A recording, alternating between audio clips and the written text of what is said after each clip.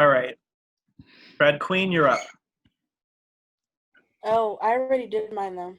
Oh, I okay. was gonna do empathy, and T said it, so that's Okay. why I kind of like piggyback off of what she was saying. And just to kind of like recap that point that I had, uh, was the baseline of treating everybody like they're human and listening to the concerns of our neighbors. And I genuinely do feel like that's the first thing that we need to do in order to continue moving forward as a country. Um, because if I don't listen to people who are different than me, I'm never going to change. I'm never going to grow as a human. I'm never going to see a different side. And then we won't be able to come together to collaborate on improvements and on ways that, we can be different and move forward in a healthy way. Mhm. I'm glad you mentioned that actually, because I did some research today on gaslighting. Tanisha and I had talked like a few days ago about it, and you said you felt like you were being gaslighted. So I went and did research, and on both sides actually, and I posted to Facebook 2 articles. It's literally the first 3 articles that well, actually I posted 3 articles. One of them is like Psychology Today, talking about warning signs for gaslighting, and then the other 2 articles is why Black Lives Matter is gaslighting you, and then the other one is white people stop gaslighting, Black minorities. Those are the first 3 articles that pop up when you Google search gaslighting, like BLM. Yeah. And I read through all of them, and I have to say, I think both articles were gaslighting. Do you know the movie called Gaslight? And it's like her husband was. It mentions those, yeah. Yeah, Jasenia was asking what gaslighting is, so I'm trying to explain it. The main character, she knows that the lights, her gas lights in her new Victorian home are dimming, or Edwardian maybe. Anyway, the lights are getting dimmer, and she's complaining to her husband because it's driving her crazy. And her husband's like, "Honey, the lights are fine. They're bright as ever." And so the whole movie, that's me simplifying the movie. It's really, really good, by the way. Ingrid is great. But anyway, the whole movie is her just descending into madness, and it's just not the gaslights. There's jewelry missing. There's people that she's spoken to, hasn't talking to. She's hearing raps in the wall. And throughout it all, her husband is just convincing her that she is insane. Oh. Even though these things are definitely happening. It's undermining like people's personal experience, ignoring and problems. Yeah, very, very much so. Like ignoring, undermining, and just flat out lying to him. Was like, no, you don't remember it correctly, or that didn't happen, kind of thing.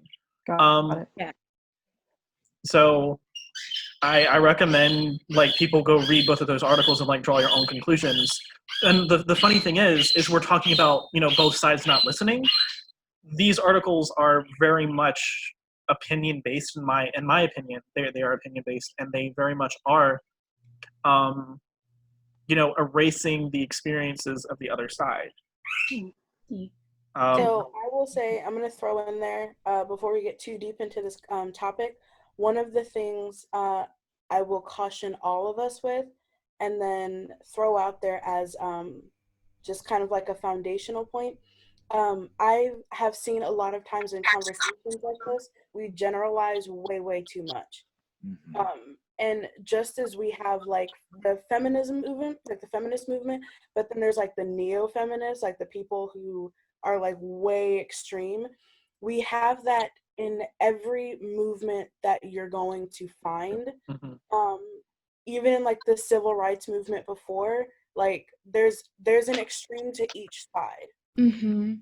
And I don't like general terms. I don't like categorizing people. I don't like labels and all that, because I feel like it's too easy to throw people in a box and then you just assume everybody in that box is the exact same. Nobody's a clone of anybody. Nobody is a mirror image of somebody. Like, we're all individuals, and you might identify as one side or the other, but that doesn't mean that you agree with every single thing any person in that cohort does or says or promotes.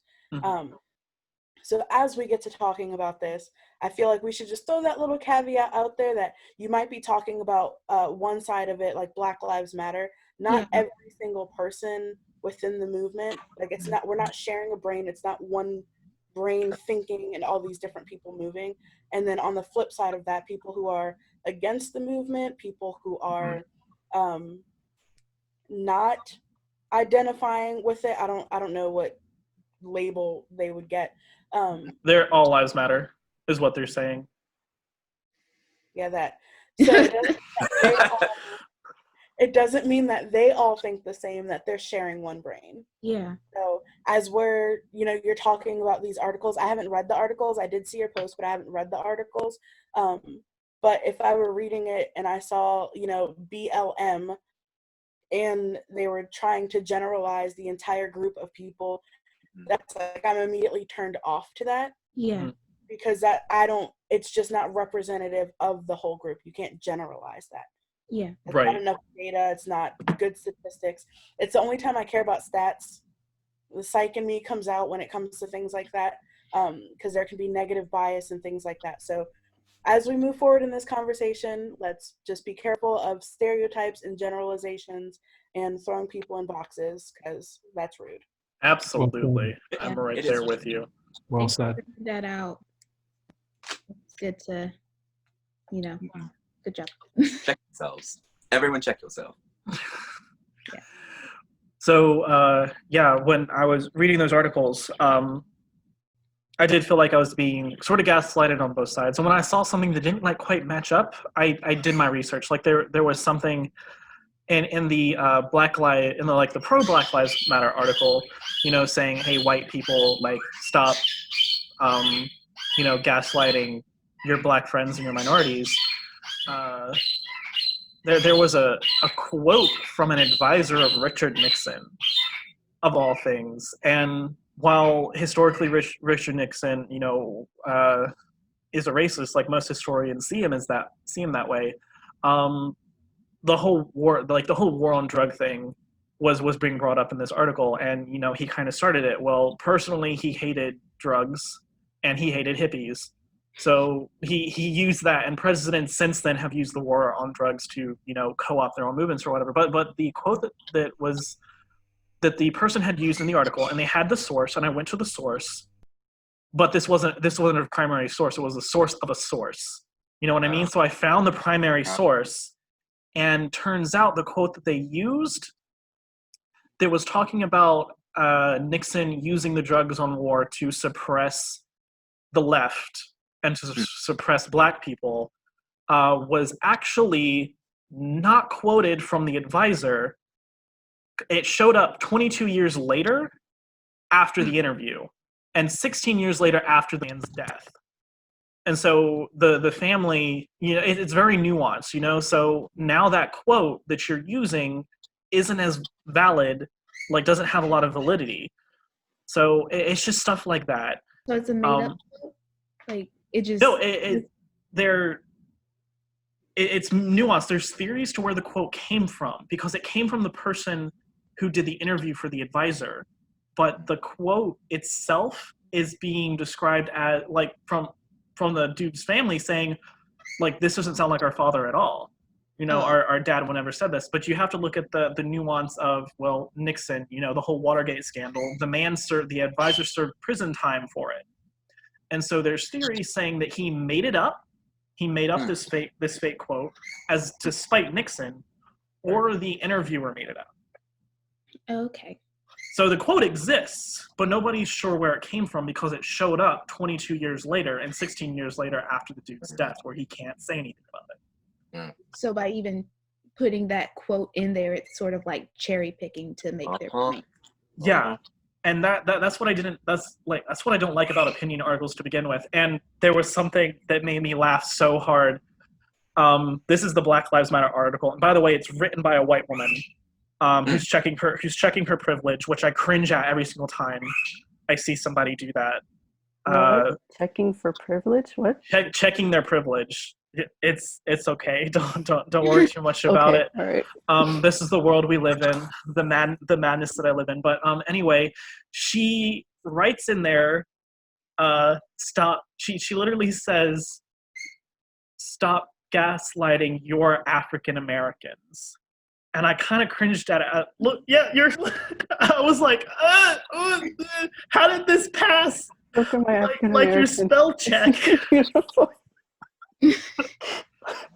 African amazingly the greatest. Oh my gosh.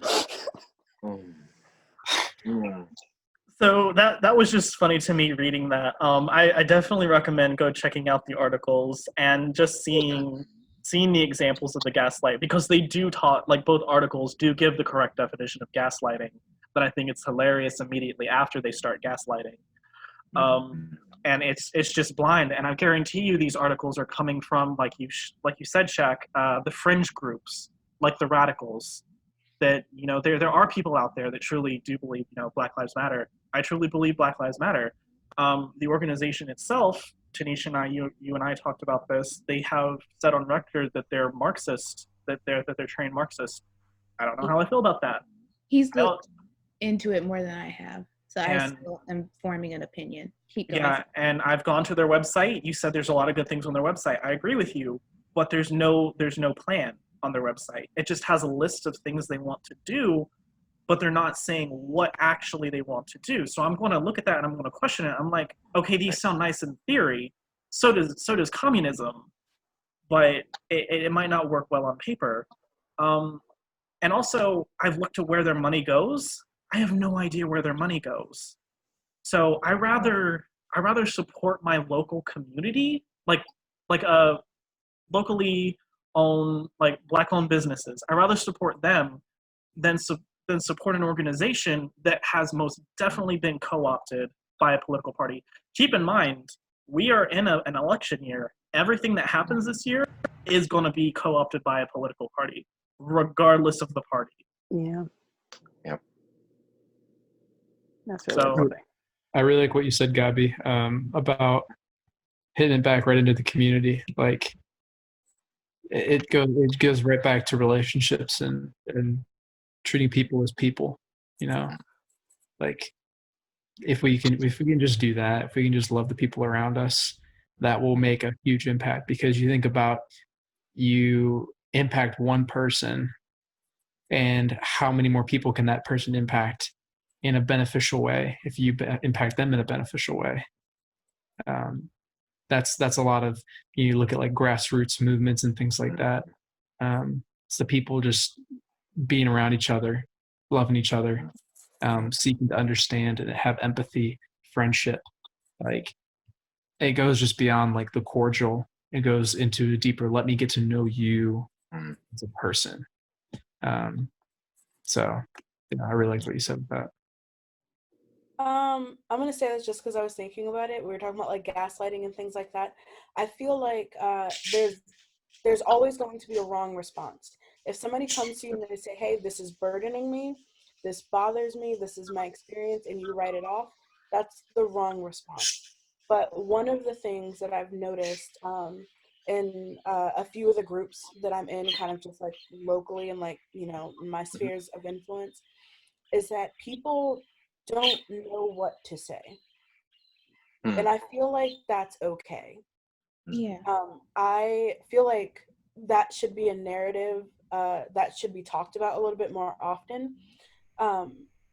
There's a lot going on right now, and there's a lot that so many people have been unprepared for, just of ignorance, lack of exposure, whatever filter history has been taught through them in. They just didn't know, you know, certain communities were being affected so severely. They didn't know certain groups of people were being treated so differently. You know, we just kind of go on about our day and we have our bubble, and, you know, like it's hard to think of, you know, somebody in California or New York or, you know, Ohio when we are where we are immediately. Do you know what I mean? Mhm. And I was in a group one time, and, you know, we all just kind of met. I was the only Black person in the group, and this maybe like a month and a half ago, not more than 2 months ago. I'm the only Black person in the group, and we were talking about there was a situation that happened locally in my community here, and, you know, there was a riot and there was, you know, all types of stuff or whatever, and we were talking about that, and every single person in the group, before they would go to say something, would kind of like glance at me, and I'm just like, guys, It's okay. Like I'm not an easily offended person. But I get it. Like these are really tough times, and I don't expect people to have all the answers. That's asking for a whole lot. I don't have all the answers. I don't have a lot of answers. And I would never expect, my white counterpart to provide answers that I wouldn't be able to give, type of thing. That's me. And I feel like it goes back to having relationships with people and saying, hey, you're going through something or you've experienced something that I can't relate to. It's hard for me to empathize because I haven't gone through that. I haven't Right. experienced that. But I can sympathize with you because I am also a human being and I've had struggles before. So we can just sit here and just kind of like just experience it together in a way. Like you don't always have to have something to say. You don't always have to try to give an answer, try to give a solution, try to kind of like water things down or soften it up so it doesn't feel so bad. Like you don't always have to be in active comfort mode. Sometimes it's okay to not say anything and just agree that times are hard right now, because you always run the risk of saying the wrong thing and then situations escalate. Yeah, I'd say most of the time right now, because of what's happening, it is better to just not share. If you don't have an experience to share, just be ready to like comfort your friends or like whatever. Like there's already so much. There's already so much. Everybody has so many opinions and everything's so loud. Something I keep referencing is a Burt Bacharach song. He's a old composer, songwriter. Dionne Warwick actually came on the internet and actually sang again for the first time in years. She sang, "What the world needs now is love." I recently had a personal event go down where a family member got diagnosed with pretty much a life, like they're going to die. And I had everyone say, "I'm so sorry, I'm so sorry, I'm so sorry." And I'm like, honestly, I hate that. I've always hated people saying I'm sorry. When we don't know what to do, we're so quick to have a program response. I wish we addressed the world with, "I love you." And that's all we need to say. I agree. Let love, sometimes love is violent, sometimes love is gentle. But why have we forgotten what it is to love?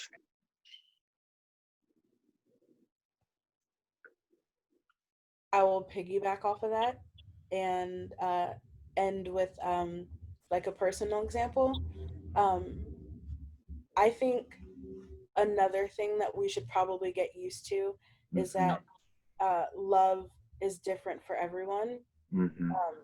Like I don't receive love the same way somebody else might, and I don't give love the same way somebody else might. So it goes back to learning that person and building a relationship with them to understand them.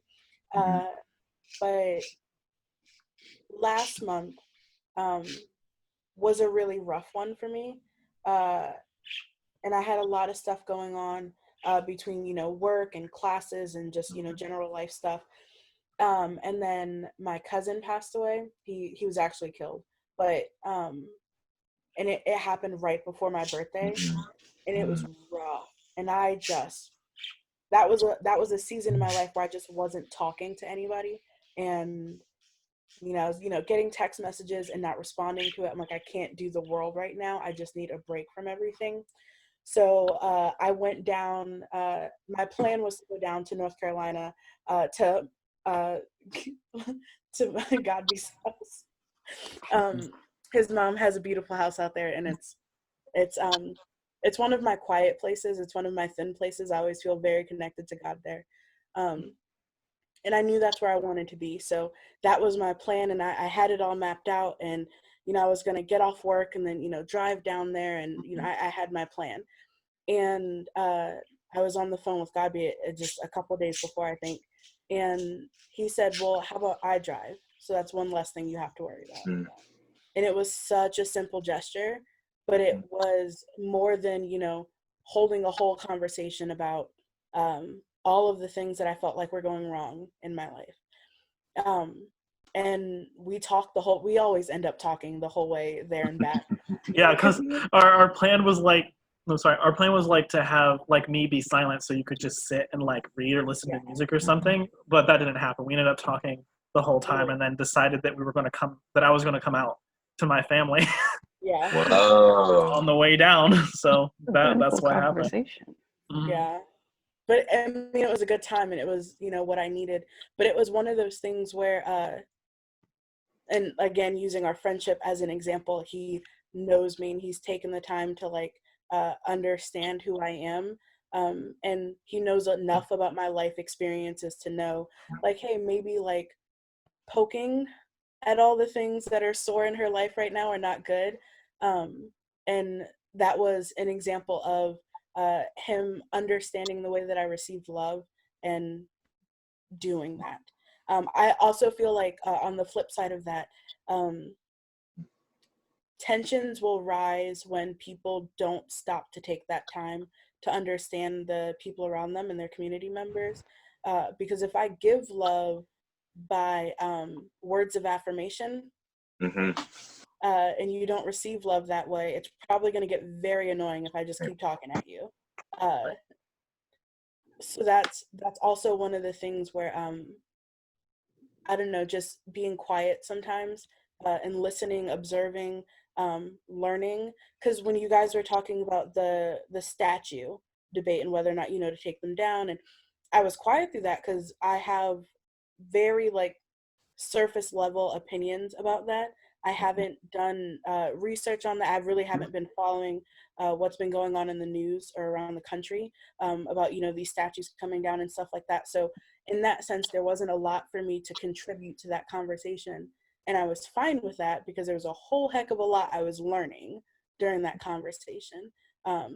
So just kind of normalizing the learning part of conversations like this and normalizing it's okay to still love somebody who's different than you and have a different opinion than you.